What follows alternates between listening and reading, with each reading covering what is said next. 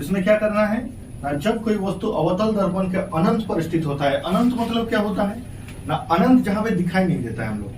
हाँ, जैसे कि बहुत दूर से प्रकाश आ रहा है, हाँ, जब बहुत दूर से प्रकाश आते हैं तो दिखाई नहीं देता है, तो इसको हम लोग अनंत मानते हैं। ये क्या है हम लोग का वक्रता केंद्र है, तो वक्रता केंद्र से दूर है, वक्रता केंद्र है ना जी, वक्रता केंद्र से बहुत दूर है, दिखाई नहीं दे रहा है, लेकिन हम लोग यहाँ पे एक फिगर बना दिए हैं कि ये दिखाई दे रहा है, ये वस्तु है।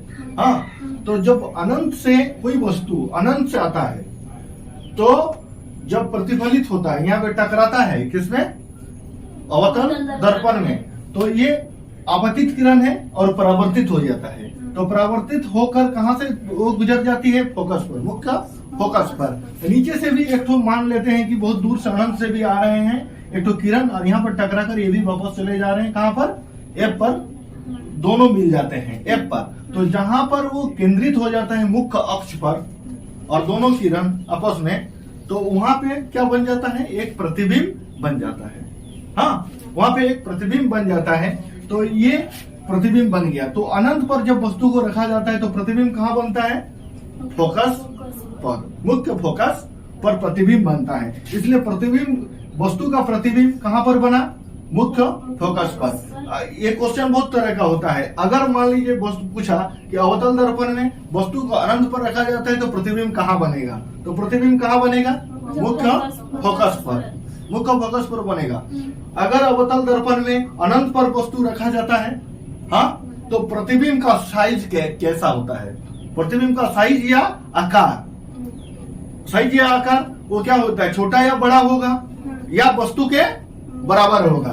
तो ये प्रतिबिंब का जो आकार है ये वस्तु से बहुत छोटा होता है, वस्तु जितना बड़ा है, हाँ, वस्तु तो बड़ा होगा, बहुत दूर से प्रकाश आने के कारण तो वस्तु बड़ा है, लेकिन प्रतिबिंब जो बन रहा है वो बहुत ही छोटा बनता है, समझ गए, तो वस्तु छोटा बनता है। और फिर एक तो क्वेश्चन यहाँ पे देखो, 3 क्वेश्चन उठ रहा है, हाँ, 3 क्वेश्चन बनेगा।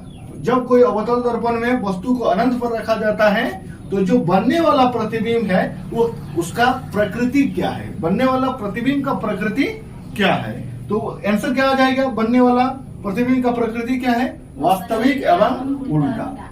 हाँ, तो एक चीज याद रखना है कि जब अनंत पर होता है तो फोकस पर बनता है, अनंत पर। अभी अनंत और क्या होगा, अनंत और इसके बीच अगर हम लोग अनंत, ये देखिए यहाँ पे अनंत है और सी के बीच अगर होगा तो हम लोग सी के परे बोलते हैं। नेक्स्ट क्वेश्चन वही है ना, सी से परे, सी से परे मतलब ये थोड़ा सा आगे आ जाएगा। इस क्वेश्चन को हम लोग देखेंगे इसके बाद। हाँ, इसको बना लिए ना।